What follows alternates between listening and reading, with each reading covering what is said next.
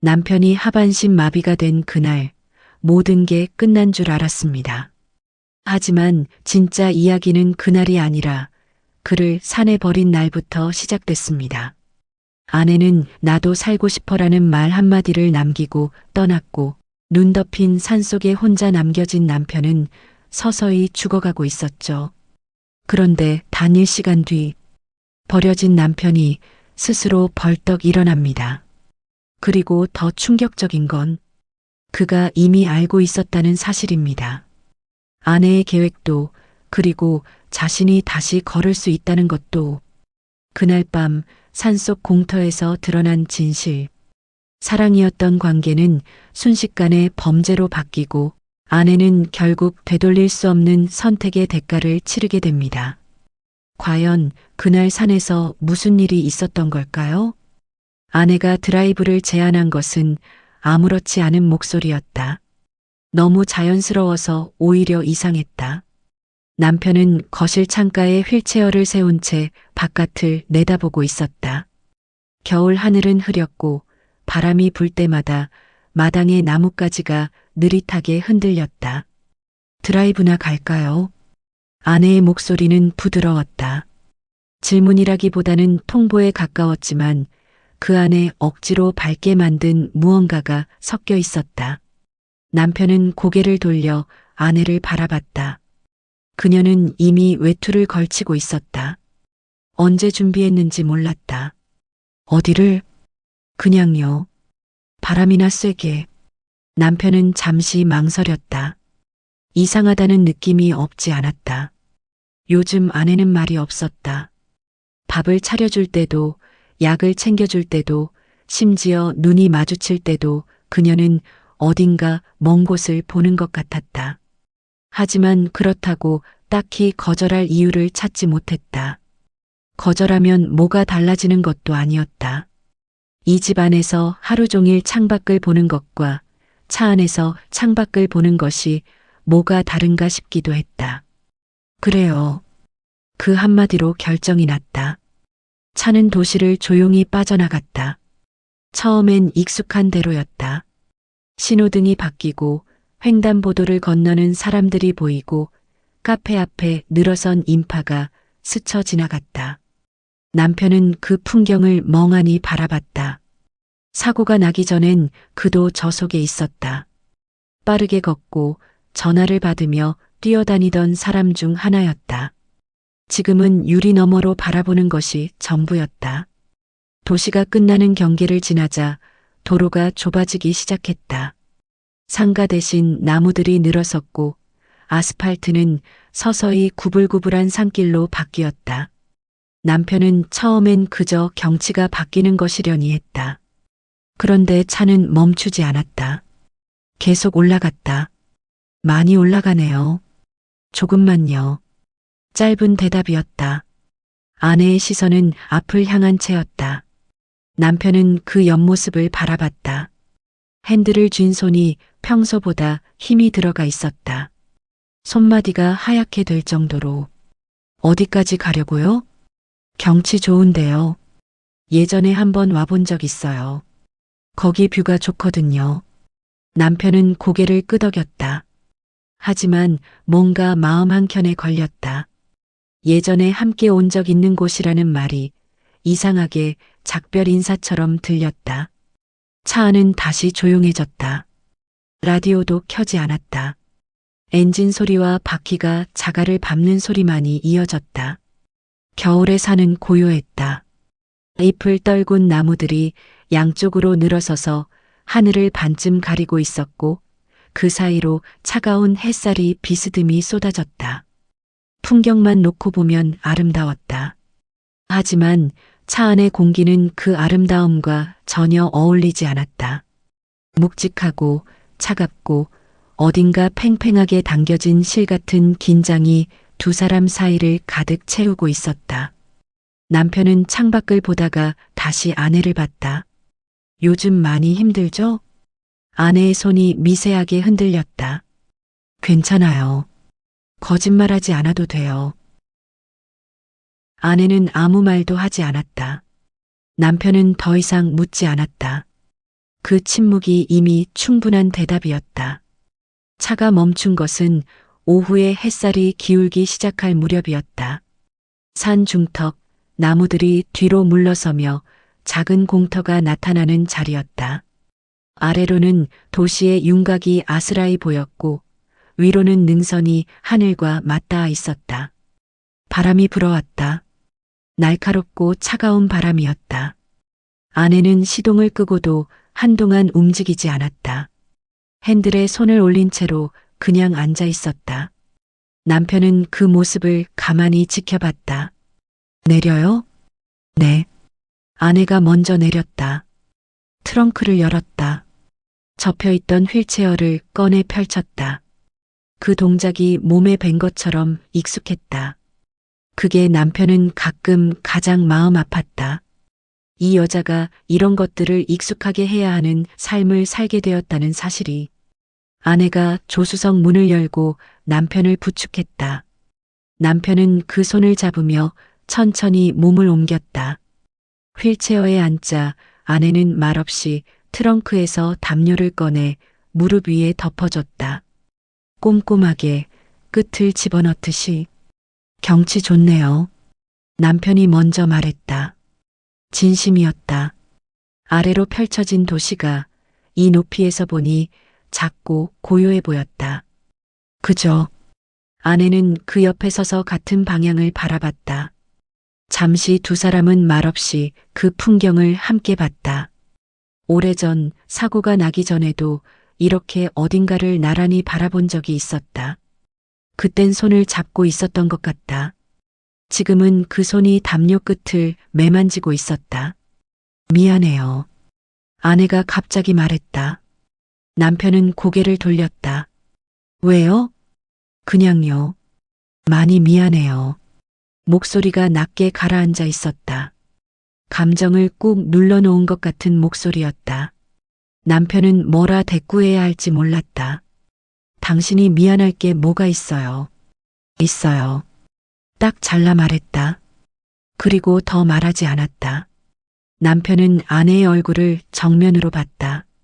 그녀는 여전히 먼 곳을 바라보고 있었다. 눈이 약간 충혈되어 있었다. 잠을 못 잔 사람의 눈이었다. 아니, 오래 울었던 사람의 눈이었다. 무슨 일 있어요? 없어요. 없어 보이지 않아요. 아내는 대답하지 않았다. 그 대신 한 발짝 뒤로 물러섰다. 남편은 그 작은 움직임을 놓치지 않았다. 한 발짝이었지만 어쩐지 훨씬 먼 거리처럼 느껴졌다. 들어가 있어요. 바람 차요. 당신은요? 저는 잠깐 있다 들어갈게요. 같이 있어요. 오래 있을 필요 없으니까. 아내는 잠시 망설이다가 고개를 저었다. 먼저 들어가 있어요. 목소리에 힘이 실려 있었다. 거절이 아니라 밀어내는 것 같은 어조였다. 남편은 뭔가 말하려다 멈췄다. 그 눈빛을 보고 멈췄다. 이미 결정을 내린 사람의 눈이었다. 무언가를, 어떤 일을 혼자서 결정해버린 사람의 눈. 알겠어요. 남편이 먼저 시선을 거뒀다. 발소리가 멀어졌다. 차 문이 닫히는 소리가 났다. 남편은 휠체어에 앉은 채로 그 소리를 들었다. 그런데 엔진이 켜지지 않았다. 이상했다. 차 안에서 기다린다면 엔진을 켜서 히터를 틀었을 것이다. 겨울이었다. 차 안도 금방 식는다. 그런데 아무 소리도 나지 않았다. 완전한 침묵이었다. 남편은 바람 소리를 들었다. 나뭇가지가 흔들리는 소리를 들었다. 멀리서 새 한 마리가 우는 소리도 들렸다. 그리고 차가운 공기가 담요 사이로 스며드는 감각을 느꼈다. 시간이 얼마나 지났는지 몰랐다. 5분인지 10분인지. 해가 능선 아래로 조금 더 내려가 있었다. 그림자가 길어졌다. 기온이 떨어지고 있었다. 남편은 천천히 고개를 돌려 차 쪽을 바라봤다. 차가 없었다. 언제 떠났는지 소리도 듣지 못했다.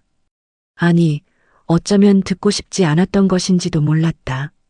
공터에는 이제 아무것도 없었다. 자갈 위에 바퀴 자국만 남아 있었다. 남편은 그 자리에서 한동안 움직이지 않았다. 미안해요 라고 했던 목소리가 귓가에 맴돌았다. 그냥 하는 말이 아니었다. 끝을 내는 말이었다. 인사였다. 그것도 일방적인 인사. 남편이 대꾸할 기회조차 주지 않는. 바람이 다시 불었다. 이번엔 더 차가웠다. 담요가 한쪽으로 밀렸다. 남편은 멍하니 그것을 바라봤다. 그때였다. 발끝에서 무언가 느껴졌다. 아주 미세한 감각이었다.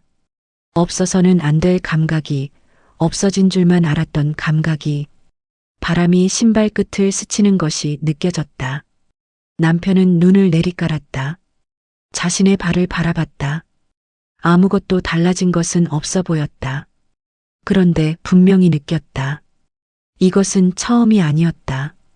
며칠 전부터였다. 처음엔 착각인 줄 알았다. 그러다 확신이 생겼다. 뭔가 돌아오고 있다는 것을. 하지만 남편은 그것을 아내에게 말하지 않았다. 아내의 눈빛이 변하기 시작했던 때가 바로 그 무렵이었다. 말이 줄었고 시선이 멀어졌고 어떤 계산을 하는 사람처럼 가끔 허공을 바라봤다. 남편은 그 눈빛의 의미를 어렴풋이 짐작하면서도 일부러 모른 척했다. 회복의 기미를 숨겼다. 왜 그랬는지 자신도 정확히 알 수 없었다. 두려워서였는지 아니면 끝까지 보고 싶어서였는지. 이제 그 끝을 보았다. 남편은 천천히 이를 악물었다. 손을 뻗어 휠체어 바퀴를 잡았다. 그리고 몸을 앞으로 기울였다. 발이 땅에 닿았다. 무게가 실렸다. 다리가 떨렸다.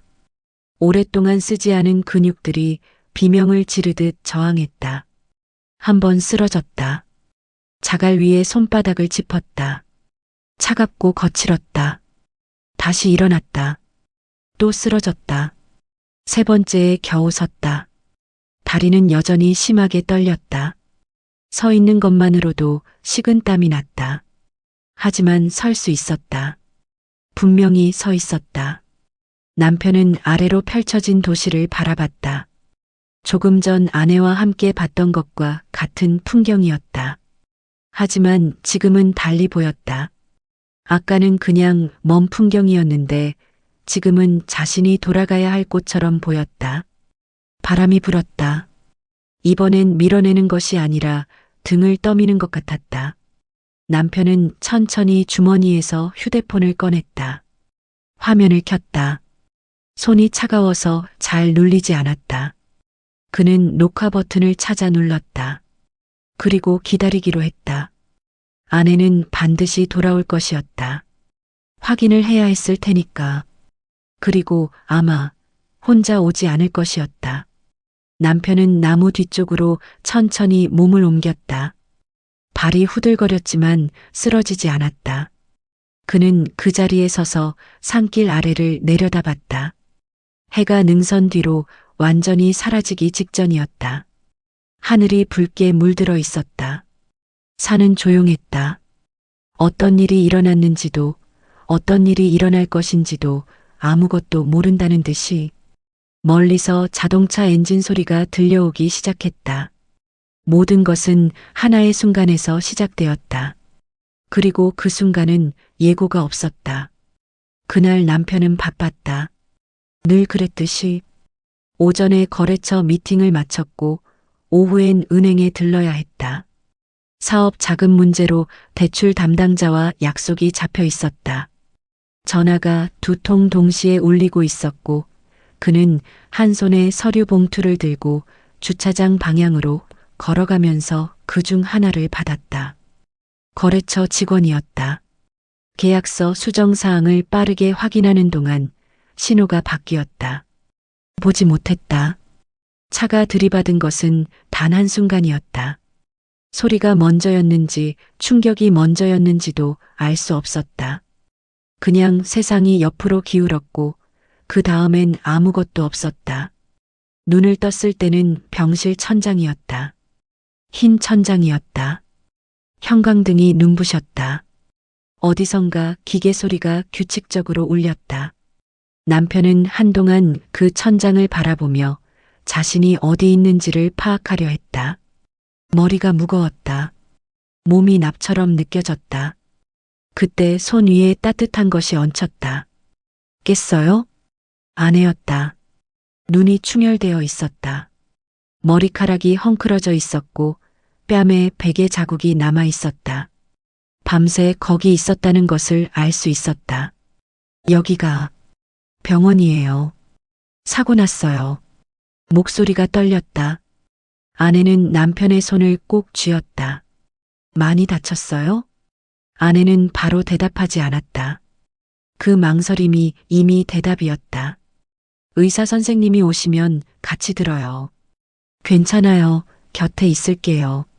남편은 다시 천장을 봤다. 뭔가 이상하다는 것을 느꼈다. 몸이 무거운 것과는 다른 이상함이었다. 아래쪽이 느껴지지 않았다. 다리가 없는 것 같았다. 분명히 있는데 없는 것 같았다. 다리가 지금은 쉬어요. 아내가 조용히 말을 잘랐다. 그 목소리엔 부드러움과 두려움이 함께 섞여 있었다. 의사의 설명은 담담했다. 척수 손상, 하반신 마비, 회복 가능성은 낮다. 재활을 통해 일부 기능이 돌아올 수도 있지만 장담할 수 없다. 남편은 그 말들을 들으면서 고개를 끄덕였다. 이해한다는 뜻이 아니었다. 그냥 소리가 들린다는 표시였다. 의사가 나가고 병실에 둘만 남았을 때 한동안 아무도 말하지 않았다. 괜찮아요? 아내가 먼저 물었다. 모르겠어요. 그렇죠. 실감이 안 나요. 천천히 해요. 지금 다 받아들이려고 하지 않아도 돼요. 남편은 창밖을 봤다. 겨울 하늘이 보였다. 흐렸다. 눈이 내릴 것 같은 하늘이었다. 사업은요? 그건 나중에 생각해요. 나중에라도 생각은 해야 하잖아요. 지금은 아니에요. 아내의 목소리가 단호했다. 남편은 더 말하지 않았다. 그 단호함이 고마우면서도 한편으로는 두려웠다. 지금 당장은 덮어둘 수 있다. 하지만 현실은 덮인다고 사라지지 않는다는 것을 두 사람 모두 알고 있었다. 병실에서의 시간은 묘하게 흘렀다.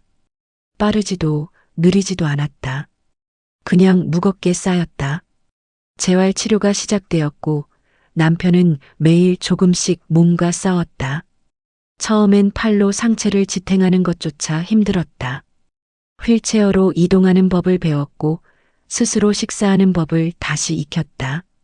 당연하게 해오던 것들이 하나하나 과제가 되었다. 아내는 매일 왔다. 아침 일찍 와서 저녁까지 있었다. 남편이 치료를 받는 동안 복도에서 기다렸고 식사 시간엔 곁에 앉아 있었다. 처음엔 대화가 많았다. 오늘 치료는 어땠는지, 어디가 불편한지, 집에서 어떻게 동선을 바꿔야 할지. 아내는 퇴원 이유를 이미 준비하는 사람처럼 꼼꼼하게 물었고 메모를 했다. 그런데 어느 순간부터 그 질문들이 줄었다. 언제부터였는지 정확히 알 수 없었다. 남편이 채권자에게서 전화를 받고 난 다음 날이었는지 아니면 보험사에서 보낸 서류를 받았던 날이었는지. 어쨌든 어느 날을 기점으로 아내는 조금씩 달라지기 시작했다. 말이 줄었다. 대화가 짧아졌다. 남편이 뭔가를 물으면 대답은 했지만 스스로 먼저 꺼내는 이야기가 없어졌다. 남편은 그 변화를 느끼면서도 모른 척했다. 필요한 거겠지 라고 생각했다. 자신을 돌보면서 동시에 집안일까지 혼자 감당하고 있으니 지치는 것은 당연했다. 그 정도로 이해하려 했다. 그러던 어느 날 밤이었다. 소등 시간이 지나고 병실이 어두워졌다. 아내는 침대 옆 의자에 앉아 있었다. 남편은 눈을 감고 있었지만 잠들지 않았다. 그때 작은 소리가 들렸다. 울음소리였다. 소리를 내지 않으려고 참는 울음이었다. 어깨가 조금씩 떨리는 것이 어둠 속에서도 보였다. 남편은 눈을 떴다. 왜 울어요? 아내가 화들짝 놀랐다. 손으로 얼굴을 가렸다. 안 자고 있었어요? 왜 울어요? 아내는 잠시 아무 말도 하지 않았다. 손을 내리고 눈가를 닦았다. 그냥요. 피곤해서요. 피곤한 거랑 우는 거랑은 달라요. 그냥 좀 복잡해서요. 나한테 말해요. 괜찮아요. 괜찮지 않잖아요. 남편의 목소리가 낮아졌다. 아내는 창밖을 봤다. 밤이라 아무것도 보이지 않았다. 자신의 얼굴만 유리에 비쳤다. 무서워요. 한참 만에 나온 말이었다. 뭐가요? 앞으로 가요. 어떻게 될지 모르겠어서요. 다 감당할 수 있을지 모르겠어서요. 남편은 아무 말도 하지 않았다. 할 수 있는 말이 없었다. 괜찮을 거라고 하고 싶었지만 그 말이 지금 이 상황에서 얼마나 공허한지 자신도 알고 있었다. 미안해요. 그 말밖에 할 수 없었다. 아내는 고개를 저었다. 미안하다고 하지 말아요. 당신 잘못이 아니잖아요. 그래도 그 말이 제일 힘들어요. 들을 때마다 남편은 입을 다물었다. 아내는 다시 눈가를 닫고 자세를 바로잡았다. 자요. 내일 치료 있잖아요. 당신은요? 저도 잘게요. 그날 밤 두 사람은 더 이상 아무 말도 하지 않았다. 아내는 의자에 기대어 눈을 감았다. 남편은 천장을 바라봤다. 형광등은 꺼져 있었고 복도에서 흘러드는 희미한 빛만이 병실을 채우고 있었다. 무섭다는 말이 머릿속에서 떠나지 않았다. 아내의 두려움이 자신의 두려움과 정확히 같은 것이라는 걸 알았다. 그러면서도 같이 무너질 수는 없었다. 둘 다 무너지면 아무도 남지 않았다. 남편은 그 생각을 붙잡고 눈을 감으려 했다. 하지만 쉽게 잠이 오지 않았다. 그 이후로도 아내는 매일 왔다. 하지만 무언가가 달라졌다. 같은 자리에 앉아 있었지만 점점 먼 곳에 있는 것 같았다. 남편이 말을 걸면 대답했다. 웃기도 했다. 그런데 그 웃음이 예전과 달랐다. 어딘가 힘을 줘서 만들어낸 웃음 같았다. 어느 날 오후였다. 재활 치료를 마치고 병실로 돌아왔을 때 아내가 창가에 서서 밖을 바라보고 있었다. 남편을 보지 못한 것 같았다. 그 옆모습을 보는데 이상하게 마음이 무거워졌다. 저 사람이 무슨 생각을 하고 있는지 알 수 없었다. 예전엔 알 것 같았는데. 뭐 봐요? 아내가 몸을 돌렸다. 왔어요? 빨리 끝났네요. 오늘 치료 짧았어요. 뭐 생각했어요? 아무것도요. 또, 진짜 아무것도요. 아내는 웃었다. 그 웃음이었다. 만들어낸 웃음. 남편은 더 묻지 않았다. 휠체어를 침대 옆으로 밀었다. 창밖으로 눈이 내리기 시작하고 있었다. 겨울이 깊어지고 있었다. 병실의 겨울 풍경은 고요했다. 하늘에서 눈이 내렸고 나뭇가지 위에 쌓였고 다시 바람에 날렸다. 그 아름다운 고요함 속에서 남편은 조금씩 알아가고 있었다. 아내의 침묵이 피로 때문만은 아니라는 것을, 그 침묵 안에 무언가 다른 것이 자라고 있다는 것을, 그것이 무엇인지 아직은 알고 싶지 않았다. 퇴원날은 맑았다. 하늘이 파랗고 햇살이 밝았다. 병원 정문을 나서는데 바람이 살짝 불었다. 차갑지만 상쾌한 바람이었다. 아내는 휠체어를 밀면서 아무 말도 하지 않았고 남편도 그냥 그 바람을 맞았다. 이상하게 감격스럽지 않았다. 나온다는 것이, 집으로 돌아간다는 것이 그냥 무서웠다. 병원은 어떤 의미에서 안전했다. 모든 것이 환자에게 맞춰져 있었다. 침대 높이도, 화장실 손잡이도, 복도 너비도, 간호사가 있었고 의사가 있었고 무슨 일이 생기면 버튼 하나로 누군가를 부를 수 있었다. 하지만 집은 달랐다. 집은 사고 이전에 사람이 살던 공간이었다. 현관 문턱이 첫 번째 벽이었다. 불과 10cm였다. 하지만 휠체어 앞바퀴가 걸렸다. 아내가 뒤에서 들어올리려 했지만 쉽지 않았다. 남편이 팔로 버티며 함께 힘을 썼다. 결국 넘었지만 그 10cm를 넘는데 5분이 걸렸다. 아무도 말하지 않았다. 화장실은 더 문제였다. 문 너비가 좁았다. 휠체어가 들어가긴 했지만 회전할 공간이 없었다. 세면대 높이도 맞지 않았다. 남편은 그 안에서 혼자 씻는 것이 불가능하다는 것을 바로 알았다. 고쳐야겠네요. 남편이 먼저 말했다. 알아보고 있어요. 아내의 대답은 짧았다. 이미 알아보고 있다는 말이 어쩐지 오래전부터 준비해온 사람의 말처럼 들렸다.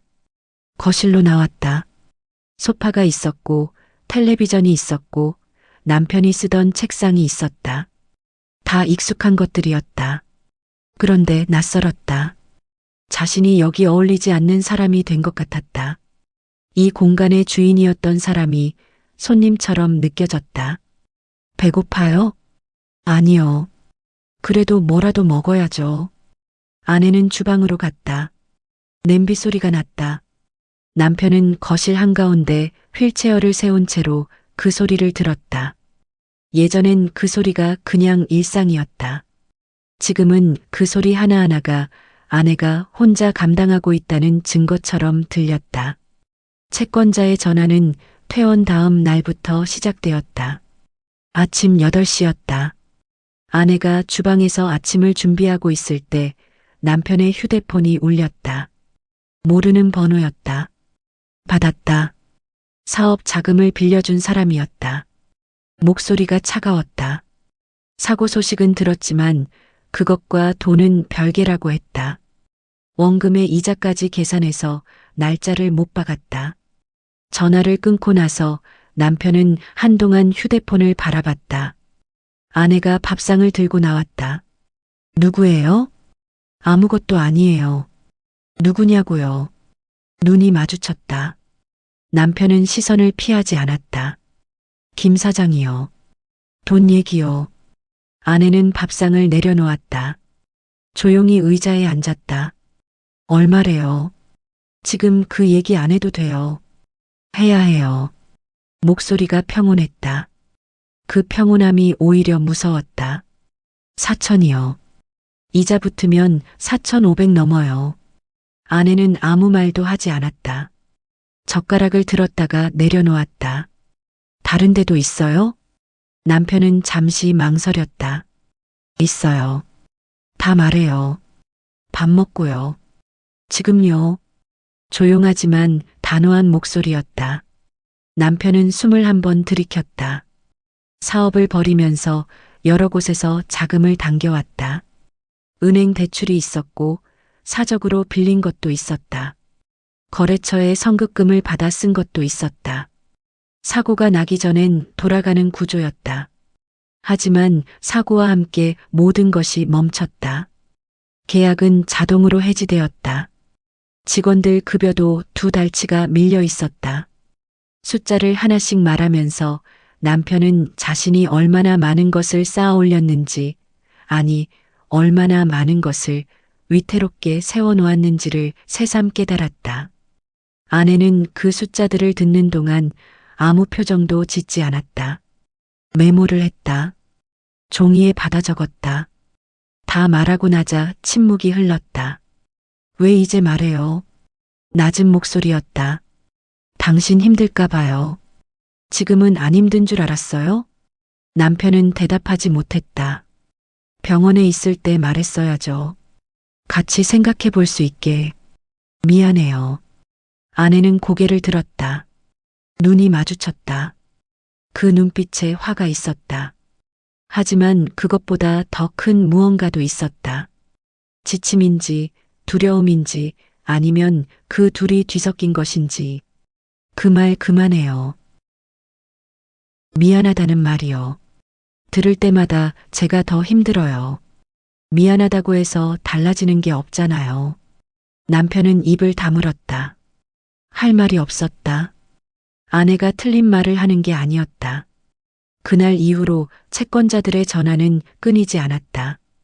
아내가 대신 받기 시작한 것은 사흘째 되던 날이었다. 남편이 전화를 받을 때마다 표정이 굳어지는 것을 보고 말없이 휴대폰을 가져갔다. 그리고 직접 통화했다. 상황을 설명하고 유예 기간을 요청하고 일정을 조율했다. 목소리는 흔들리지 않았다. 전화를 끊고 나서도 표정을 바꾸지 않았다. 남편은 그 모습을 바라보면서 말을 잃었다. 저녁이면 아내는 식탁에 서류를 펼쳐놓고 계산기를 두드렸다. 수입과 지출을 정리하고 갚을 수 있는 것과 유예해야 할 것을 나눴다. 남편의 장애 관련 지원금을 알아보고 아내 자신이 다시 일자리를 구할 수 있는지도 따졌다. 결혼 전에 다니던 회사를 그만둔 지 오래였다. 경력이 단절된 상태에서 당장 일을 구하는 것은 쉽지 않았다. 밤 12시가 넘어도 불이 꺼지지 않는 날이 많았다. 남편은 어느 날 밤 잠을 자지 못하고 거실로 나왔다. 아내가 식탁에 앉아 있었다. 계산기는 옆에 놓여 있었고 서류는 펼쳐진 채였다. 그런데 아내는 아무것도 하지 않고 그냥 앉아 있었다. 두 손을 식탁 위에 올려놓고 허공을 바라보면서 자야죠. 남편이 말했다. 아내가 고개를 돌렸다. 왜 나왔어요? 잠이 안 와서요. 당신은요? 저도요. 들어가서 누워요. 여기 있다고 숫자가 바뀌진 않아요. 아내는 잠시 남편을 바라봤다. 그리고 천천히 서류를 모았다. 이거 알아요? 뭐가요? 제가 겁나는 게 돈이 아니에요. 남편은 말하지 않았다. 기다렸다. 이게 언제 끝날지 모르겠다는 거예요. 끝이 보이면 버티는데 아무리 봐도 끝이 없어요. 목소리가 평소와 달리 낮게 가라앉아 있었다. 무너지기 직전의 목소리가 아니라 이미 무너질 힘조차 없는 사람의 목소리였다. 끝나요. 남편이 말했다. 어떻게 알아요? 몰라요. 그냥 끝난다고 생각 안 하면 못 버티니까요. 아내는 잠시 침묵했다. 그리고 작게 웃었다. 웃음인지 아닌지 알 수 없는 소리였다. 자요. 그게 전부였다. 아내는 서류를 정리하고 방으로 들어갔다. 남편은 혼자 거실에 남아 꺼진 형광등을 바라봤다. 밖에서 바람 소리가 들렸다. 그렇게 날들이 쌓였다. 아내는 부지런했다. 알뜰했다. 불평하지 않았다. 하지만 남편은 알고 있었다.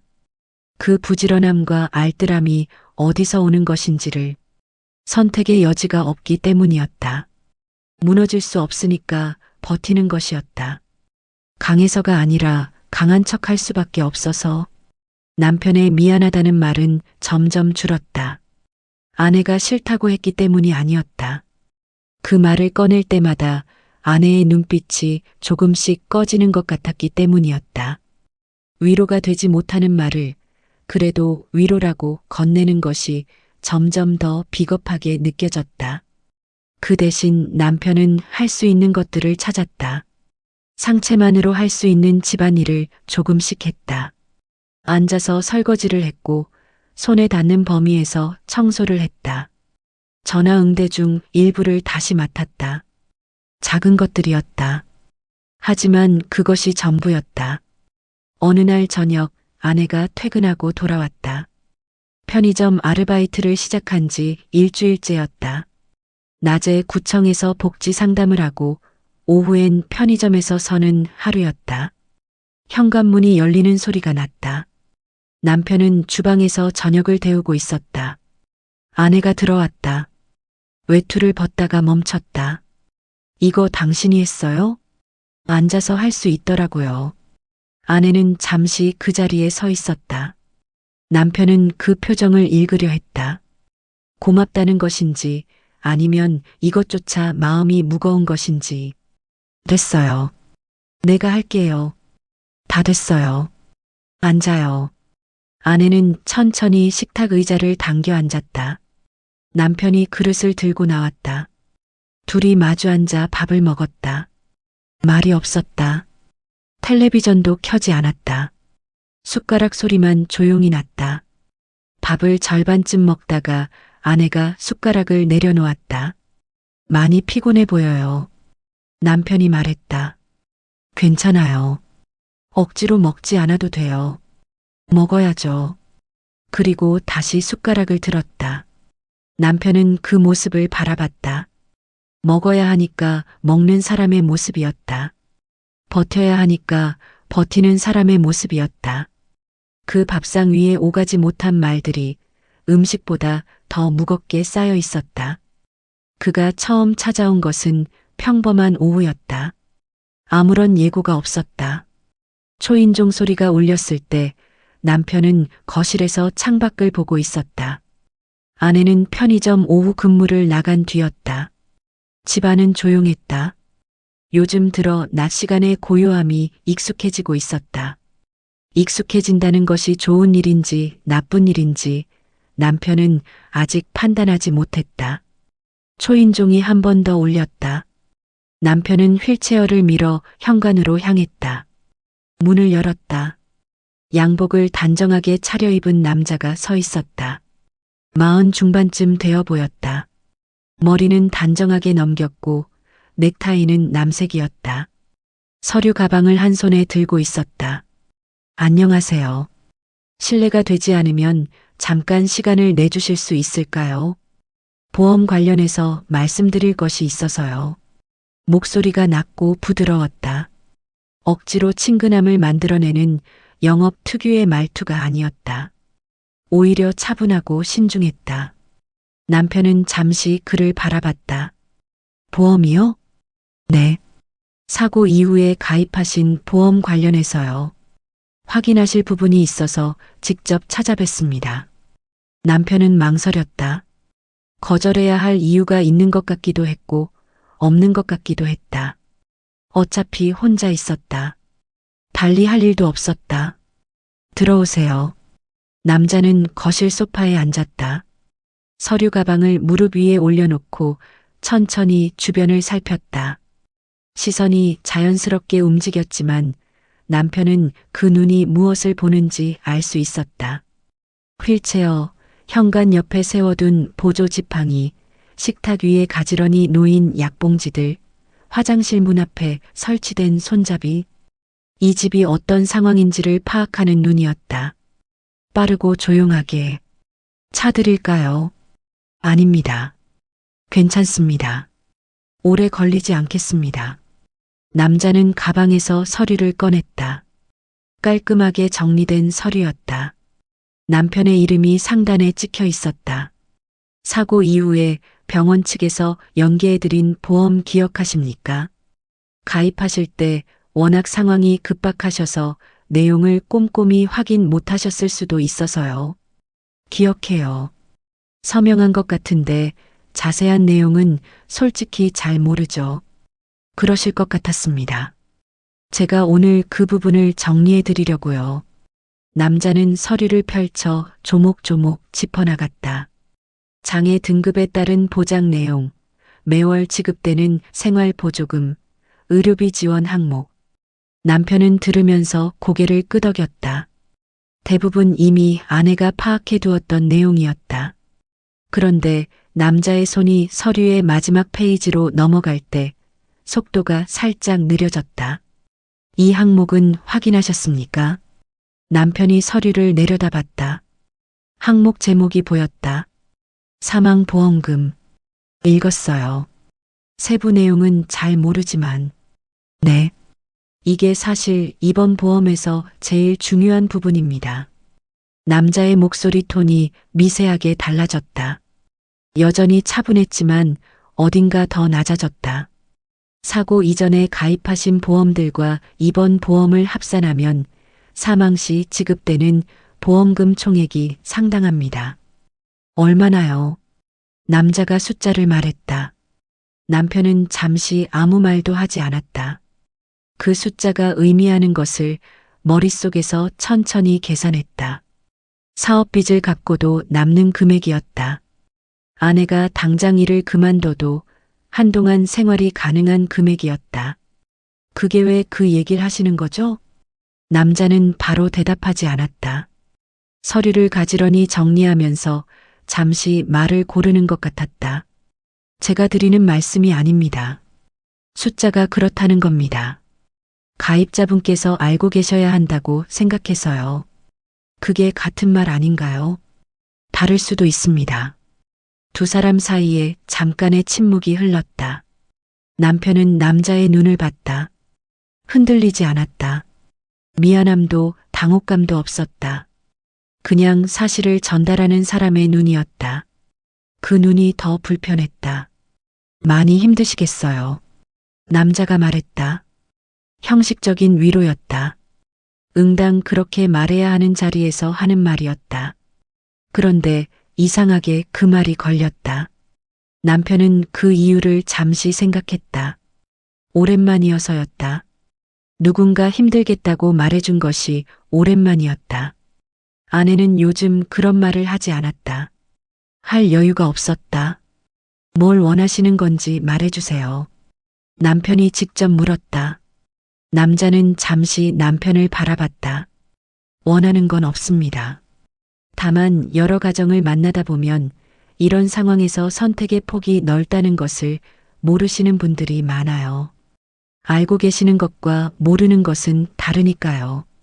선택의 폭. 네. 그 선택 안에 제가 없어지는 것도 들어가 있나요? 남자는 부정하지 않았다. 긍정도 하지 않았다. 그냥 서류를 다시 가방에 집어넣었다. 오늘은 보험 내용 확인차 방문드렸습니다. 궁금하신 게 생기시면 명함의 번호로 연락 주십시오. 소파에서 일어나며 명함을 내밀었다. 남편은 받지 않았다. 남자는 명함을 식탁 위에 내려놓았다. 나가세요. 네. 실례했습니다. 현관문이 닫히는 소리가 났다. 남편은 한동안 움직이지 않았다. 거실이 다시 조용해졌다. 소파에 남자가 앉았던 자리가 비어 있었다. 식탁 위에 명함이 놓여 있었다. 남편은 그것을 바라봤다. 집어서 버려야 한다고 생각했다. 그런데 손이 움직이지 않았다. 숫자가 머릿속에서 사라지지 않았다. 남자가 말한 보험금 총액. 그 숫자는 지금 이 집이 짊어지고 있는 빚과 묘하게 겹쳐졌다. 채권자들의 목소리가 떠올랐다. 아내가 밤늦게까지 계산기를 두드리던 모습이 떠올랐다. 편의점 근무를 마치고 들어오던 날 외투를 벗다가 멈춰서 그냥 서 있던 모습이 떠올랐다. 처음엔 모욕감이 들었다. 그 남자가 한 말이 아니하지 않고 암시한 것이 모욕적이었다. 자신의 죽음을 경제적 해법으로 제시한 것이 역겨웠다. 그런데 그 역겨움이 가라앉고 나자 다른 감정이 올라왔다. 두려움이었다. 역겨움보다 두려움이 더 컸다. 왜냐하면 그 숫자가, 그 제안이 아주 조금도 설득력이 없는 것은 아니었기 때문이었다. 그것이 가장 무서웠다. 남편은 창밖을 봤다. 하늘이 흐려지고 있었다. 오후가 저물고 있었다. 함께 무너질 것인가? 아니면 누군가라도 살아남을 것인가? 생각하지 말아야 한다는 것을 알면서도 그 질문이 쉽게 사라지지 않았다. 아내가 돌아온 것은 저녁 8시가 넘어서였다. 현관문이 열렸다. 남편은 식탁에 앉아 있었다. 저녁을 먹지 않았다. 밥을 차려야 한다는 생각을 했지만 몸이 움직이지 않았다. 밥 안 먹었어요? 아내가 외투를 벗으며 물었다. 기다렸어요. 왜요? 먼저 먹지. 같이 먹고 싶었어요. 아내는 잠시 남편을 봤다. 뭔가 이상하다는 것을 느낀 것 같았다. 하지만 묻지 않았다. 주방으로 들어가 찬장을 열었다. 오늘 손님 왔다 갔어요. 남편이 말했다. 누가요? 보험 설계사요. 아내의 손이 잠깐 멈췄다가 다시 움직였다. 뭐래요? 보험 내용 설명해 준다고요. 연락도 없이요? 네. 이상하네. 무슨 얘기했어요? 남편은 잠시 망설였다. 별거 없어요. 가입 내용 확인이라고 말하지 않았다. 남자가 했던 말을, 남기고 간 숫자를, 식탁 위에 있던 명함을. 명함은 아내가 오기 전에 서랍 안에 넣어두었다. 왜 넣어뒀는지 스스로도 몰랐다. 버렸어야 했다. 또 오면 바로 내보내요. 요즘 그런 사람들 많아요. 알아요. 아내는 냄비를 불에 올렸다. 남편은 그 뒷모습을 바라봤다. 말해야 할까 라는 생각이 잠깐 들었다. 오늘 있었던 일을 그대로 말하면 어떻게 될까? 아내는 화를 낼 것이다. 그 남자를 욕할 것이다. 그리고 괜찮다고 할 것이다. 자신은 그런 생각 한 번도 해본 적 없다고 할 것이다. 그런데 만약 아내도 그 숫자를 이미 알고 있다면 그 생각이 스치는 순간 남편은 스스로 놀랐다. 왜 그런 생각을 했는지 몰랐다. 아내를 의심한 것이 아니었다. 하지만 완전히 의심하지 않은 것도 아니었다. 왜 그렇게 봐요? 아내가 돌아보며 말했다. 아무것도 아니에요. 얼굴이 안 좋아 보여요. 어디 아파요? 아니요. 괜찮아요.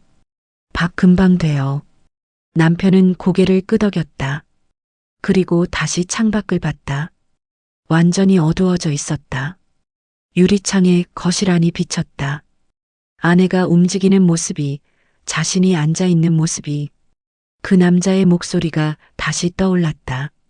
알고 계시는 것과 모르는 것은 다르니까요. 남편은 서랍 쪽을 한번 바라봤다. 그리고 시선을 거뒀다. 숫자는 여전히 사라지지 않았다. 그리고 그 숫자가 사라지지 않는다는 사실이 오늘 밤 가장 무거운 것이었다. 아내가 처음 그 생각을 한 것이 언제인지 그녀 자신도 정확히 알지 못했다. 어느 날 밤이었다. 남편이 잠든 것을 확인하고 거실로 나왔다. 불을 켜지 않았다. 식탁 앞에 앉아서 어둠 속에 그냥 있었다. 계산기도 서류도 꺼내지 않았다. 그냥 앉아 있었다. 그러다 문득 그 숫자가 떠올랐다. 보험 설계사가 말했던 숫자, 남편에게 들었던 숫자. 처음엔 그냥 스쳐 지나갔다. 그런데 사라지지 않았다. 아내는 자리에서 일어나 세수를 했다. 찬물로 거울을 봤다. 자신의 얼굴이 낯설었다. 언제부터 이렇게 됐는지 몰랐다. 눈밑이 어두웠고 입꼬리가 내려가 있었고 볼이 꺼져 있었다. 이 얼굴이 자신의 얼굴이라는 것이 실감나지 않았다. 다음 날 밤에도 그 생각이 돌아왔다. 남편이 잠든 뒤였다. 아내는 또 거실로 나왔다. 이번엔 불을 켰다. 서류를 꺼냈다. 숫자들을 들여다봤다. 수입과 지출, 빚과 이자, 아무리 조합해도 맞아떨어지지 않는 숫자들. 그리고 그 옆에 머릿속에서만 존재하는 또 다른 숫자. 아내는 계산기를 덮었다. 생각하지 말자고 했다. 끔찍한 생각이라고 했다. 이런 걸 생각하는 자신이 괴물 같다고 했다. 그 말들을 속으로 반복하면서 방으로 돌아갔다. 남편 옆에 누웠다. 눈을 감았다. 잠이 오지 않았다. 그것이 사흘째 되던 날 밤, 아내는 처음으로 그 생각을 끝까지 따라가 봤다. 억지로 밀어내지 않았다. 그냥 뒀다. 어디까지 가는지 봤다. 보험금으로 빚을 갚는다. 남은 돈으로 생활을 안정시킨다. 혼자가 되는 것이 두렵지만 지금 이 둘이 함께인 것도 사실 함께가 아니었다. 같은 집에 있지만 같은 곳을 보고 있지 않았다. 같은 밥상에 앉지만 같은 무게를 지고 있지 않았다. 아내는 그 생각의 끝에서 울었다. 소리 없이 무릎을 끌어안고 식탁 의자에 앉아서 울고 나서 다시 생각했다. 이건 아니라고. 절대로 아니라고. 그런데 그 다음 날도 또 그 다음 날도 그 생각은 전날보다 조금 더 오래 머물렀다. 어느 저녁이었다. 남편이 텔레비전을 보고 있었다. 아내는 주방에서 설거지를 하고 있었다. 물소리가 났다. 아무것도 이상한 것이 없는 풍경이었다. 그때 남편이 불렀다. 여보. 네. 이리 와봐요. 아내는 손을 닦고 거실로 나왔다. 남편이 텔레비전을 가리켰다. 뉴스였다. 경제 관련 뉴스였다. 부동산 얘기였는지 금리 얘기였는지 정확히 기억나지 않았다. 중요한 것은 그 내용이 아니었다. 이거 보면 우리 대출 금리도 오르는 거 아닌가요? 남편이 물었다. 걱정하는 표정이었다. 진심으로 걱정하는 표정이었다. 아내는 그 얼굴을 보면서 갑자기 숨이 막혔다. 알아볼게요. 많이 오르면 큰일인데. 요즘 이자도 빠듯한데. 걱정하지 말아요. 걱정이 되니까 하는 말이죠. 당신 혼자 다 감당하는 것 같아서. 아내는 아무 말도 하지 않았다. 남편 옆에 앉았다.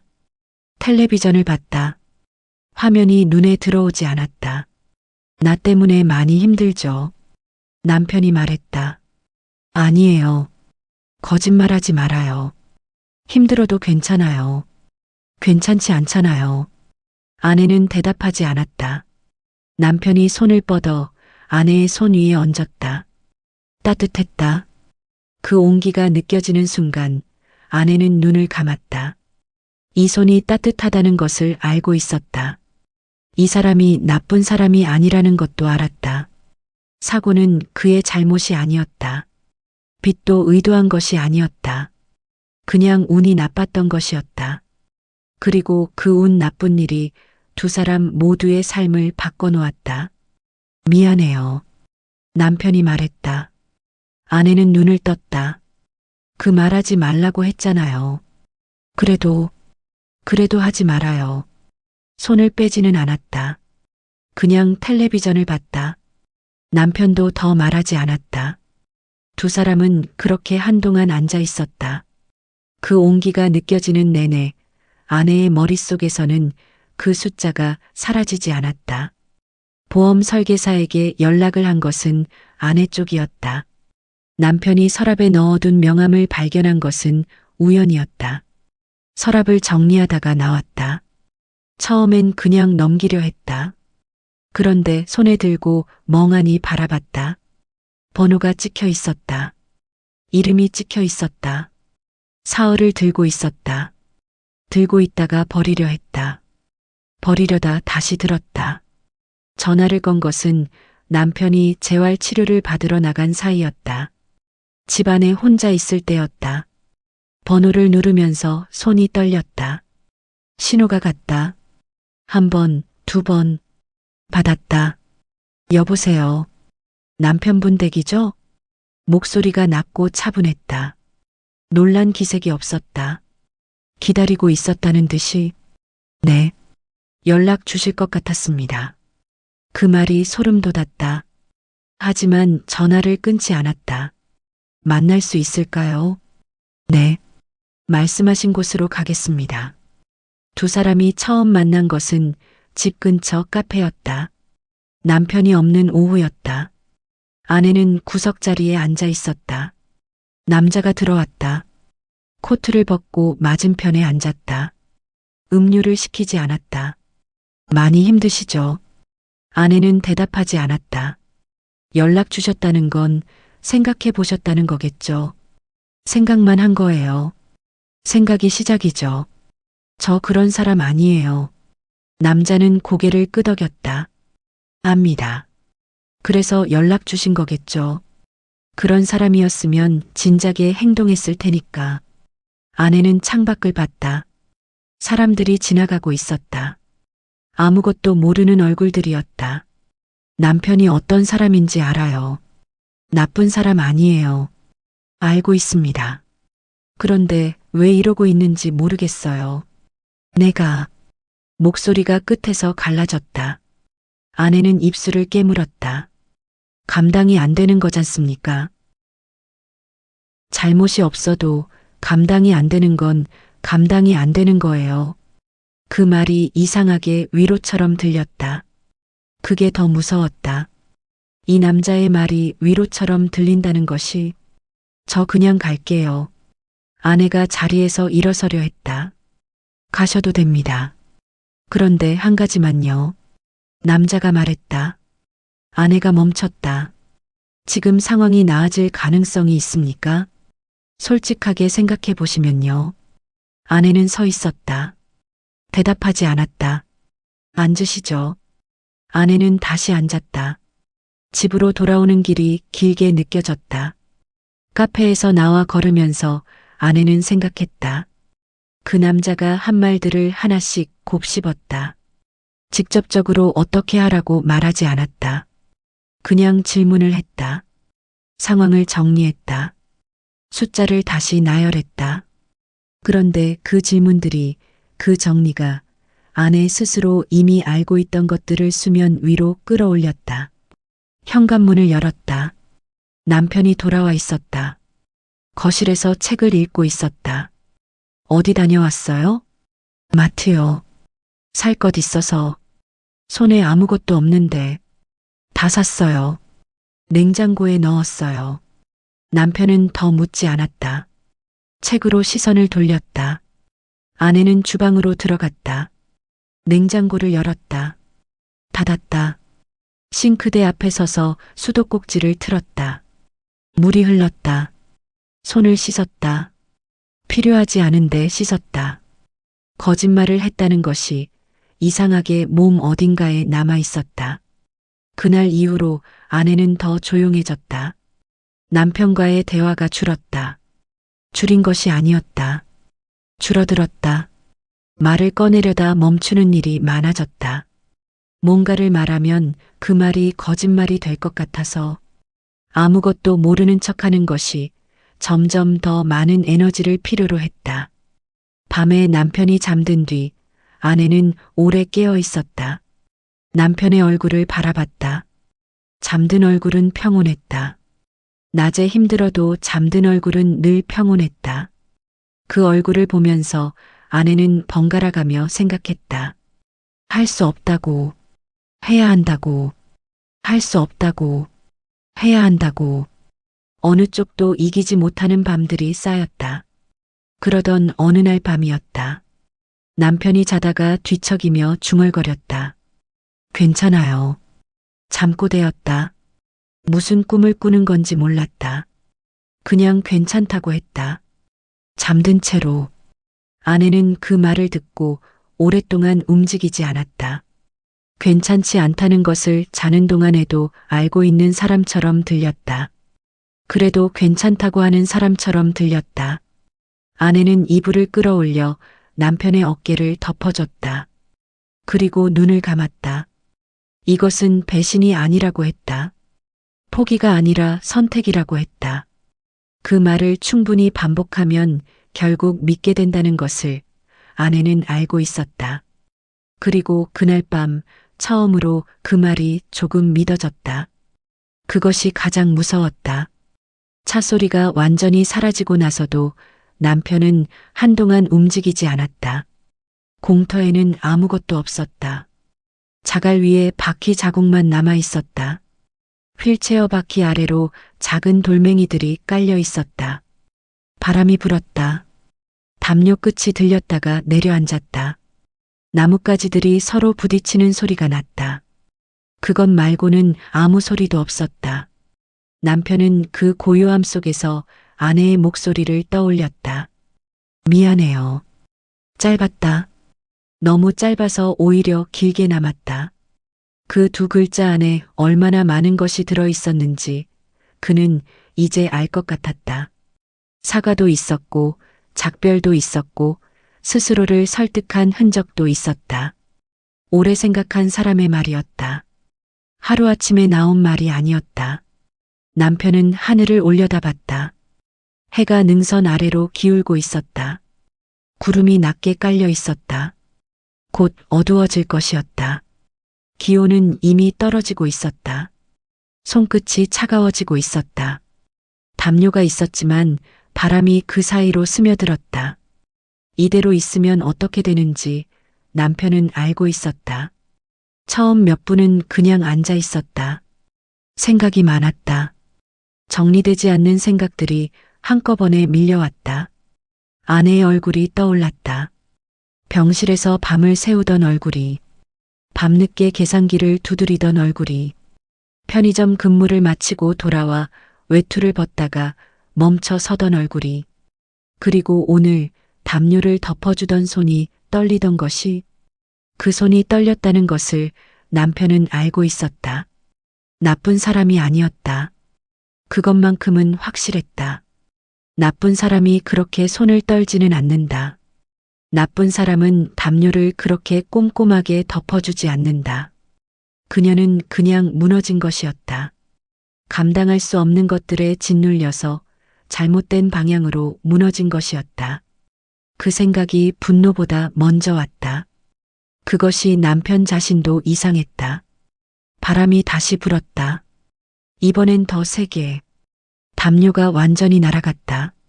남편은 그것을 잡으려 손을 뻗었다. 닿지 않았다.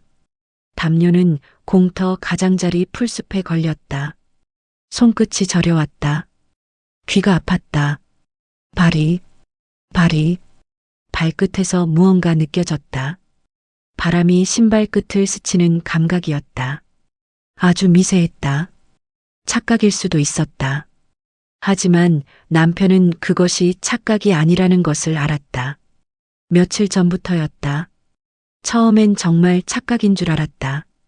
꿈에서 깨어나는 것처럼 잠깐 느껴졌다가 사라졌다.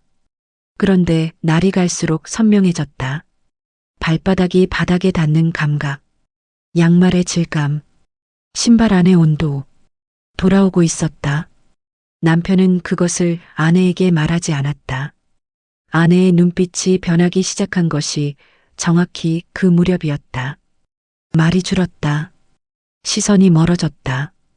밤에 혼자 거실에 앉아 있는 시간이 길어졌다. 남편은 그 변화를 보면서 어렴풋이 짐작했다.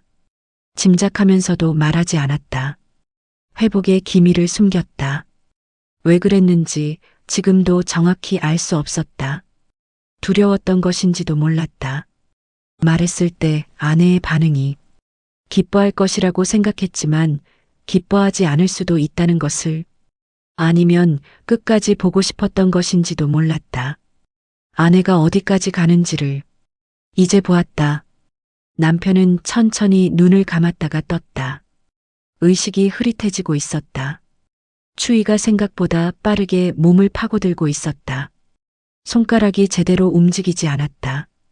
이대로 있으면 안 된다는 것을 알았다. 남편은 휠체어 손잡이를 두 손으로 잡았다. 손이 잘 쥐어지지 않았다. 차가워서였다. 몇 번 고쳐 잡았다. 그리고 천천히 몸을 앞으로 기울였다. 발을 땅에 내렸다. 자갈이 발바닥에 닿는 감각이 느껴졌다. 분명하게 느껴졌다. 체중을 실었다. 다리가 떨렸다. 오랫동안 쓰지 않은 근육들이 비명을 지르는 것 같았다. 남편은 이를 악물었다. 일어서려 했다. 반쯤 일어서다가 무릎이 꺾였다. 자갈 위에 손을 짚었다. 차갑고 거칠었다. 손바닥이 긁혔다. 다시 일어섰다. 또 쓰러졌다. 두 번째에 쓰러질 때는 옆으로 넘어졌다. 어깨가 땅에 부딪혔다. 잠시 그대로 있었다. 하늘이 보였다. 구름이 흘러가고 있었다. 어둠이 내려오고 있었다. 일어나야 한다. 혼자 하는 말이었다. 소리를 내지는 않았다. 그냥 속으로 일어나야 한다. 이유가 있어야 일어날 수 있는 것은 아니었다. 그냥 일어나야 했다. 그것뿐이었다. 세 번째에 섰다. 다리가 심하게 떨렸다. 양쪽 무릎이 안쪽으로 꺾이려 했다. 팔을 벌려 균형을 잡았다. 숨이 가빴다. 식은땀이 났다. 차가운 공기 속에서 땀이 났다. 하지만 서 있었다. 분명히 서 있었다. 남편은 그 자리에서 잠시 아무것도 하지 않았다. 그냥 서 있었다. 다리가 떨리는 것을 느꼈다. 발바닥이 자갈을 밟고 있는 것을 느꼈다. 바람이 얼굴을 때리는 것을 느꼈다. 살아 있었다. 아래로 도시의 윤곽이 보였다. 불빛이 하나씩 켜지고 있었다. 저녁이 되면서 도시가 빛나기 시작하고 있었다. 조금 전 아내와 함께 봤던 풍경이었다. 같은 풍경인데 달랐다. 그때는 그냥 먼 곳이었는데 지금은 돌아가야 할 곳이었다. 남편은 주머니를 더듬었다. 손이 잘 움직이지 않았다. 겨우 휴대폰을 꺼냈다. 화면을 켰다. 손가락이 차가워서 잠금 해제가 한 번에 되지 않았다. 3번 만에 열렸다. 녹화 버튼을 찾았다. 눌렀다. 빨간 점이 깜빡이기 시작했다. 남편은 휴대폰을 재킷 안쪽 주머니에 넣었다. 렌즈가 바깥을 향하도록. 빨간 점은 보이지 않았다. 하지만 녹화는 되고 있었다.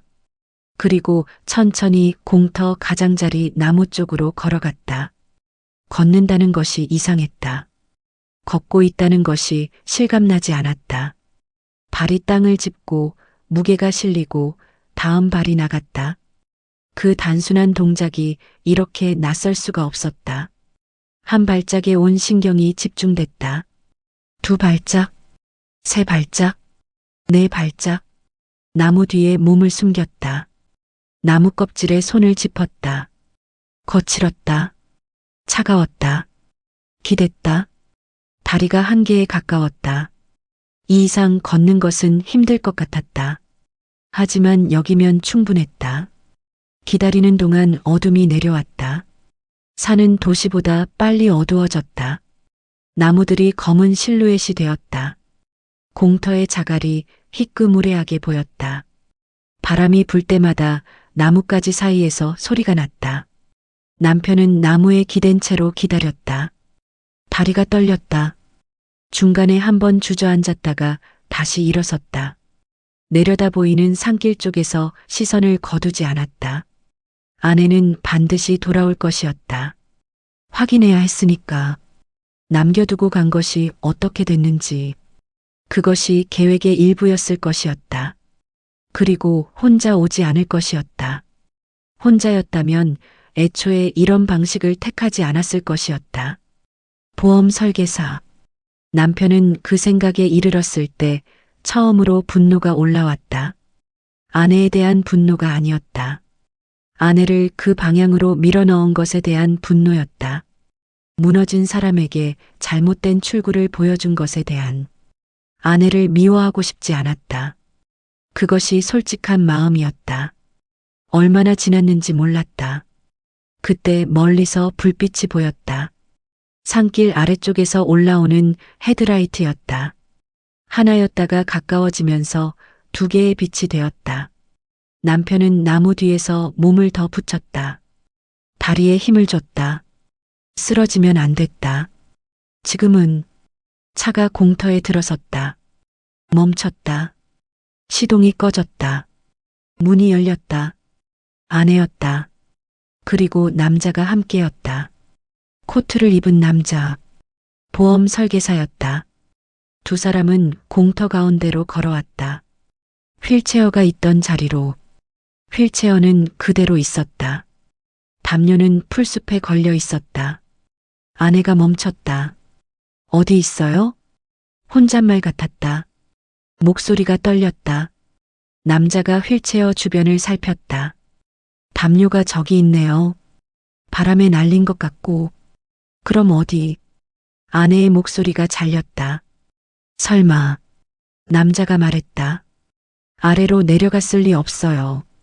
이 경사의 휠체어로는. 그럼 어디 있는 거예요?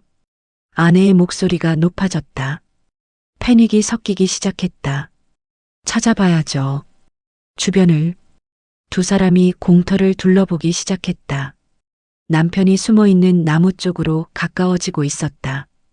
남편은 그때 나무 뒤에서 걸어 나왔다. 천천히. 다리가 떨렸지만 쓰러지지 않았다. 한 발짝, 두 발짝. 공터의 희끄무레한 자갈 위로 발소리가 났다. 아내가 돌아봤다. 굳었다. 남자도 돌아봤다. 그의 얼굴에서 처음으로 감정이 읽혔다. 당혹감이었다. 세 사람이 서 있었다. 아무도 말하지 않았다. 바람이 불었다. 나뭇가지 소리가 났다. 남편이 먼저 말했다. 왔네요. 목소리가 생각보다 차분하게 나왔다. 아내의 입술이 떨렸다. 눈이 흔들렸다. 무언가 말하려는 것 같았다. 하지만 나오지 않았다. 둘이 왔네요. 남편이 남자를 봤다. 남자는 시선을 피하지 않았다. 하지만 말하지도 않았다. 할 말 있어요? 아내에게 묻는 말이었다. 아내가 무너졌다. 갑자기였다. 무릎이 꺾이면서 자갈 위에 주저앉았다. 소리가 나왔다. 울음인지 신음인지 알 수 없는 소리였다. 미안해요. 들릴 듯 말 듯 한 목소리였다. 미안해요. 미안해요. 미안해요. 같은 말이 반복됐다. 남편은 그 자리에 서서 아내를 바라봤다. 다리가 떨렸다. 쓰러질 것 같았다. 하지만 서 있었다. 재킷 안쪽에서 빨간 점이 계속 깜빡이고 있었다.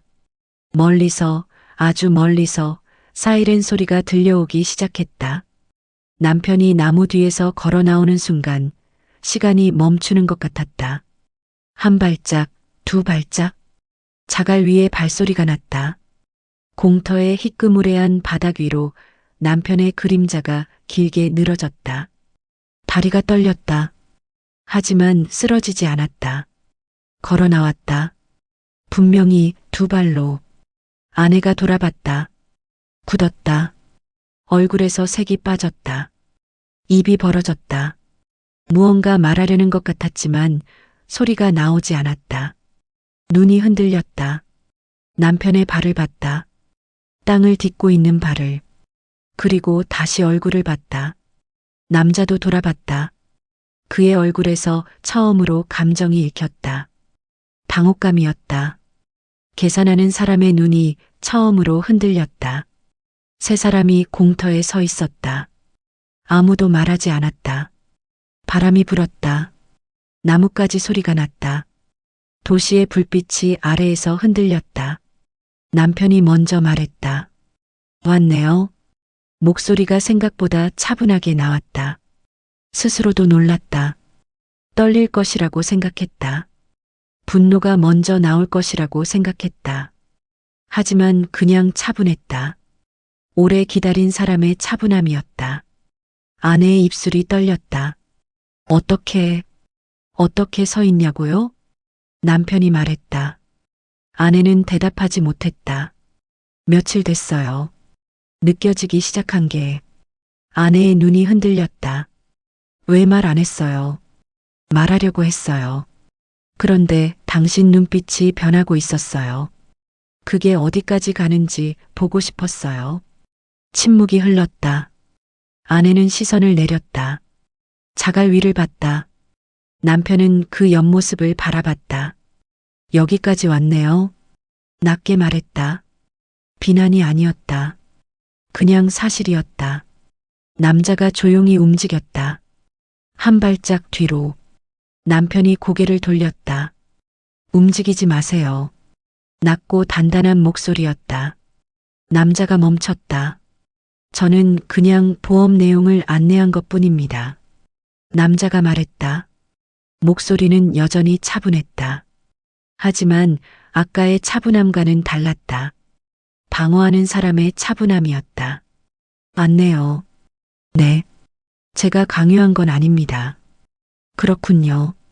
남편은 재킷 안쪽 주머니에서 휴대폰을 꺼냈다. 녹화 중지를 눌렀다. 빨간 점이 꺼졌다. 남자의 눈이 휴대폰으로 향했다.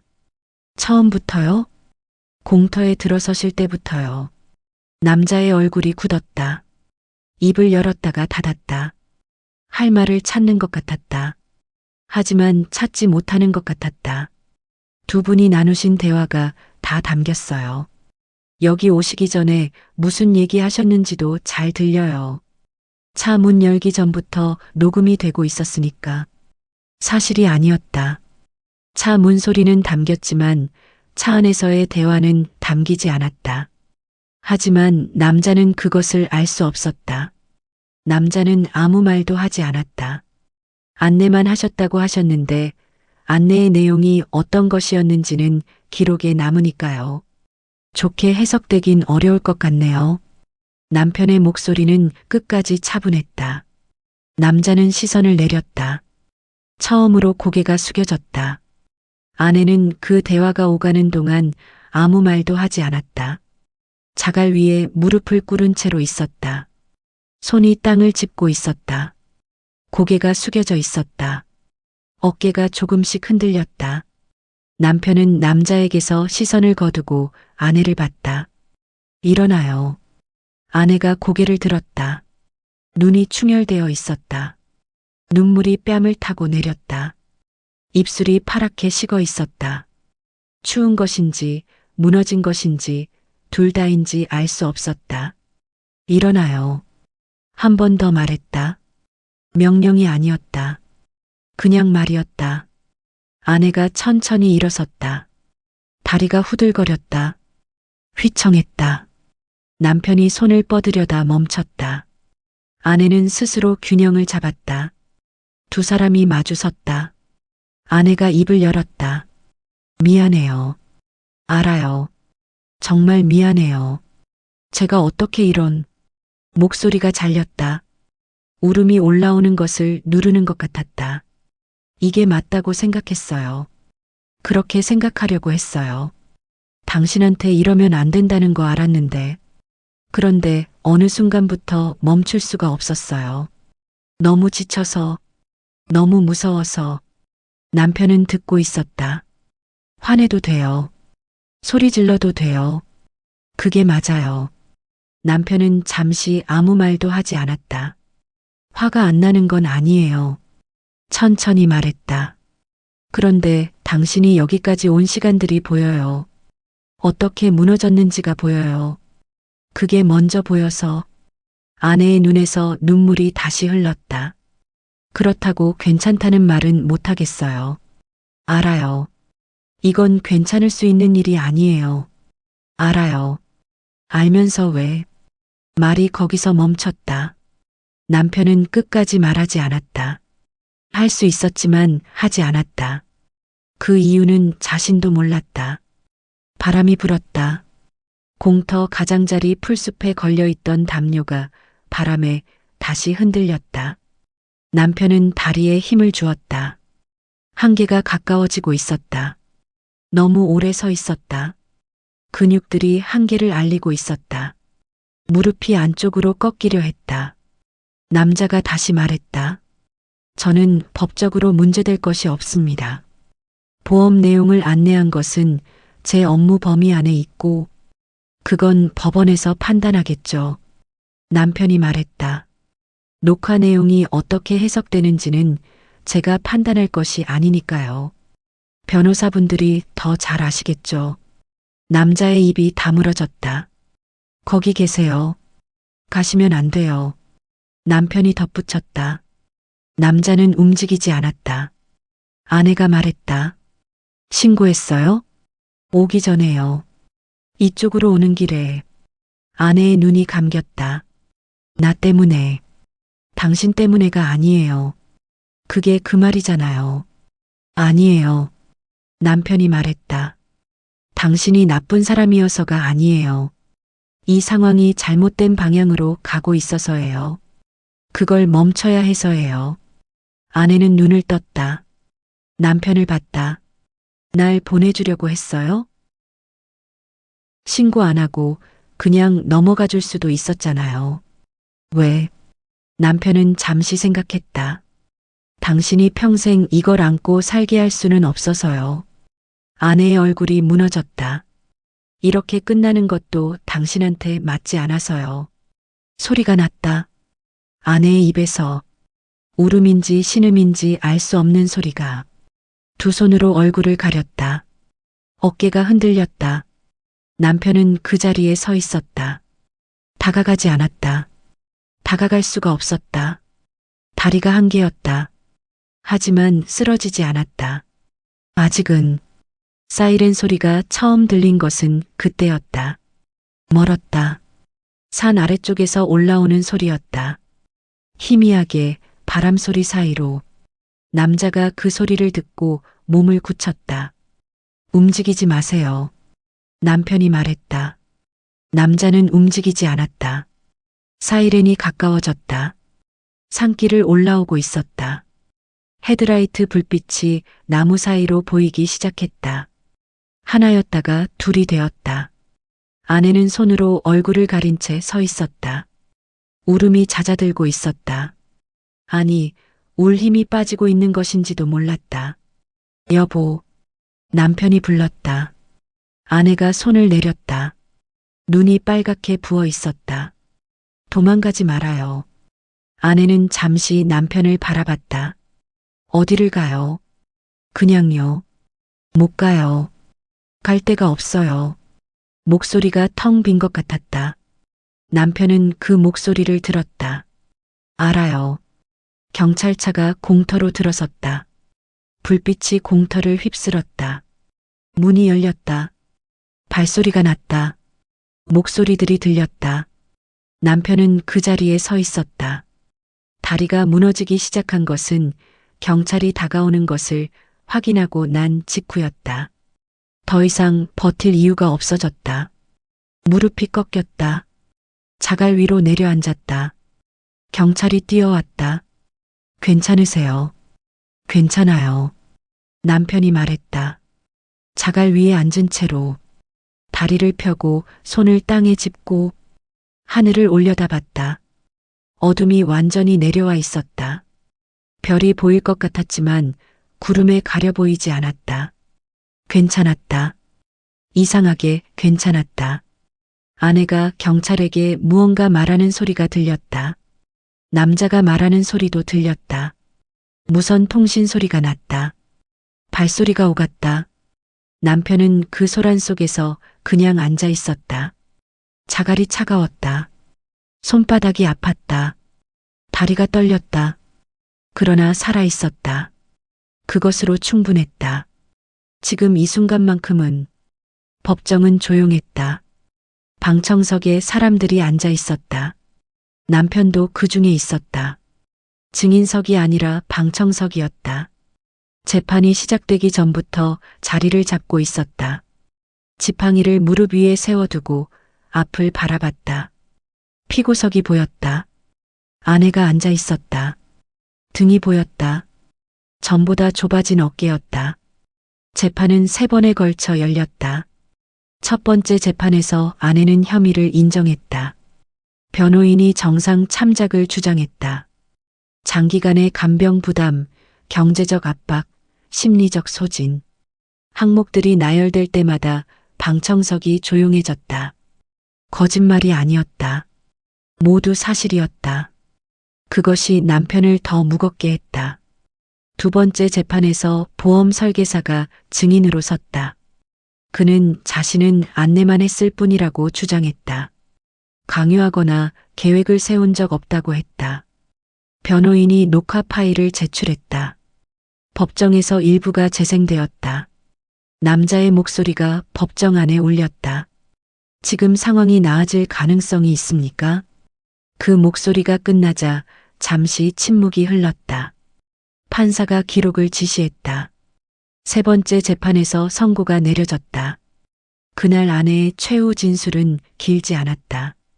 변호인이 준비한 원고가 있었지만 아내는 그것을 내려놓았다. 그리고 직접 말했다. 목소리가 처음부터 떨렸다. 제가 한 일이 잘못이라는 것을 알고 있습니다. 법정이 조용했다. 변명하려는 게 아닙니다. 다만 그때 제가 어떤 상태였는지를 말씀드리고 싶습니다. 매일 밤 숫자를 들여다봤어요. 아무리 봐도 맞아떨어지지 않는 숫자들을. 그러다 어느 순간 다른 숫자가 보이기 시작했어요. 그게 처음엔 끔찍했습니다. 그런데 시간이 지날수록 그 숫자가 끔찍하지 않아지는 제 자신이 더 무서웠어요. 방청석에서 누군가 작게 숨을 들이켰다. 남편을 미워했던 게 아닙니다. 지금도 미워하지 않아요. 그냥 제가 무너진 거였어요. 무너지면서 잘못된 방향으로 손을 뻗은 거였어요. 그게 여기까지 왔습니다. 잠시 멈췄다. 남편이 살아있어서 다행입니다. 그것만큼은 진심입니다. 진술이 끝났다. 법정이 조용했다. 판사가 기록을 확인했다. 남편은 방청석에서 그 뒷모습을 바라봤다. 아내는 자리에 앉으면서 한 번도 뒤를 돌아보지 않았다. 판사의 목소리는 낮고 명확했다. 피고인의 고통과 절망에 대해서는 충분히 이해합니다. 장기간의 간병과 경제적 압박이 피고인을 극한의 상황으로 몰아넣었다는 것도 인정합니다. 법정이 숨을 죽였다. 그러나 법은 동기를 처벌하지 않습니다. 행위를 처벌합니다. 어떤 이유도, 어떤 절망도 타인의 생명을 결정할 권리를 피고인에게 부여하지 않습니다. 피해자가 생존한 것은 피고인의 의지가 아니라 피해자 본인의 의지였습니다. 마지막 문장이 법정 안에서 오래 울렸다. 주문. 피고인을 징역 3년에 처한다. 아내의 어깨가 작게 내려앉았다. 변호인이 무언가 적었다. 방청석에서 소리가 났다. 웅성임이 아니라 숨소리였다. 남편은 그 어깨를 바라봤다.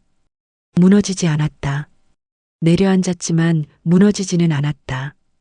그것이 이상하게 그 사람답다고 생각했다. 법원 밖으로 나온 것은 선고가 끝나고 한참 후였다. 복도에서 변호인을 만났다. 변호인이 남편에게 말을 걸었다. 항소 여부는 본인이 결정하겠지만 정상 참작 여지가 있습니다. 원하신다면 탄원서를 쓰실 수도 있고요. 남편은 잠시 생각했다. 생각해 볼게요. 시간이 있습니다. 서두르지 않으셔도 돼요. 변호인이 돌아갔다. 남편은 복도 창가에 잠시 섰다. 창밖으로 법원 마당이 보였다. 나무 한 그루가 서 있었다. 겨울이라 잎이 없었다. 가지만 남아 있었다. 탄원서. 그 단어를 속으로 한번 읽었다. 쓸 수 있는지 없는지 아직 몰랐다. 용서가 가능한지도 몰랐다. 용서라는 것이 감정의 문제인지 결정의 문제인지도 아직 몰랐다. 오래 생각해야 할 것 같았다. 법원 계단을 내려서는데 누군가 말을 걸었다. 취재진이었다. 마이크를 들이밀었다. 소감 한 말씀만요. 판결에 대해서 어떻게 생각하세요? 남편은 멈추지 않았다. 천천히 계단을 내려가면서 말했다. 할 말 없어요. 기적적으로 회복하셨는데 그 부분에 대해서 기적 아니에요. 마이크가 더 가까이 왔다. 그럼 뭐라고 부르시겠어요? 남편이 멈췄다. 기자를 봤다. 젊은 사람이었다. 아기는 없어 보였다. 그냥 일을 하는 사람이었다. 살기로 한 거예요. 네. 기적이 아니라 살기로 한 거예요. 그 차이가 있어요. 기자가 무언가 더 물으려 했다. 남편은 다시 걸었다. 지팡이가 계단을 짚었다. 한 칸, 한 칸. 주차장까지 걸어가는 동안 아무도 말을 걸지 않았다. 지팡이를 짚고 걸었다. 완전히 회복된 것이 아니었다. 재활이 계속 필요했다. 의사는 어느 정도까지 돌아올지는 더 지켜봐야 한다고 했다. 완전한 회복을 장담하지 않았다. 괜찮았다. 장담이 없어도 괜찮았다. 그날 산에서 처음 섰을 때 완전히 회복될 거라는 확신이 있어서 일어선 것이 아니었다. 그냥 일어서야 했기 때문에 일어선 것이었다.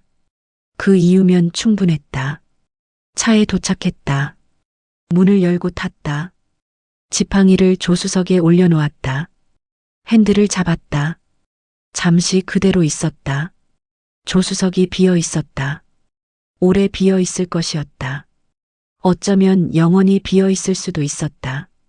어쩌면 그렇지 않을 수도 있었다. 지금은 알 수 없었다. 남편은 핸들에서 손을 뗐다. 주머니에서 휴대폰을 꺼냈다. 연락처를 열었다. 재활치료 담당 선생님의 번호를 찾았다. 눌렀다. 신호가 갔다. 네, 선생님. 저예요. 다음 주 치료 일정 확인하려고요. 통화를 마치고 휴대폰을 내려놓았다. 시동을 걸었다. 백미러를 조정했다. 법원 건물이 보였다. 그 안 어딘가에 아내가 있을 것이었다. 서류를 처리하고 있을 것이었다. 남편은 백미러에서 시선을 걷었다. 차를 몰고 나오면서 라디오를 켰다. 뉴스가 나오고 있었다. 무슨 내용인지 귀에 들어오지 않았다. 그냥 소리였다. 조용한 것보다 나았다. 신호에 걸렸다. 멈췄다. 옆 차선에 아이를 태운 차가 서 있었다. 뒷좌석 창문이 조금 열려 있었다.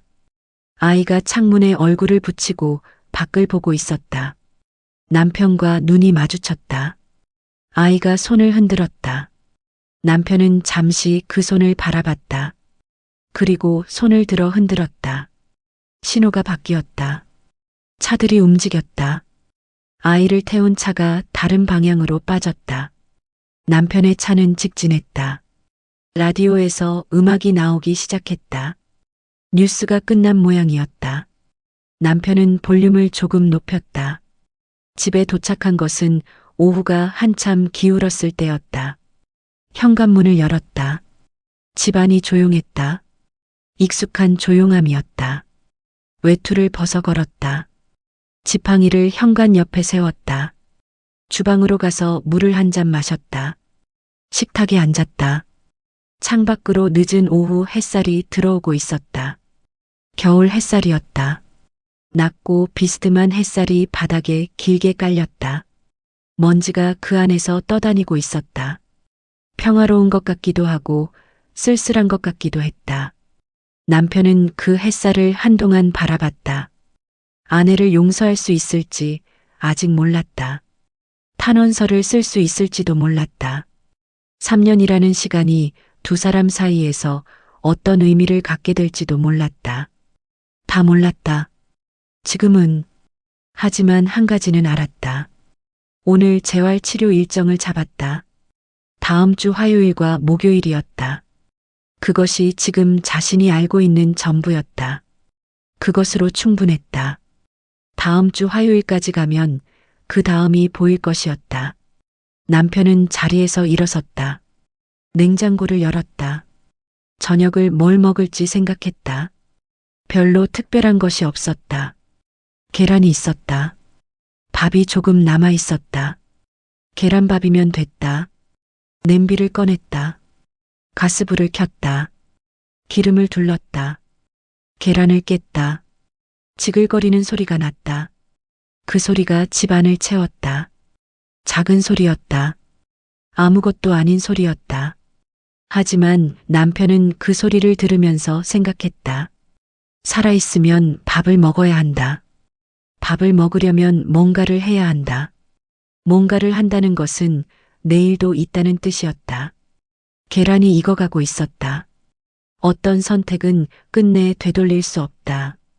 그것은 아내의 선택에 대한 말이기도 했고 그날 산에서 자신이 한 선택에 대한 말이기도 했다. 살기로 한 선택, 진실을 확인하기로 한 선택, 쓰러졌다가 다시 일어서기로 한 선택, 되돌릴 수 없는 선택들이 지금의 자리를 만들었다. 밥을 그릇에 담았다. 계란을 올렸다. 식탁에 앉았다. 숟가락을 들었다. 창밖에 햇살이 조금 더 기울어 있었다. 곧 어두워질 것이었다. 어두워지면 또 밤이 될 것이었다. 밤이 지나면 내일이 될 것이었다. 남편은 밥을 먹기 시작했다.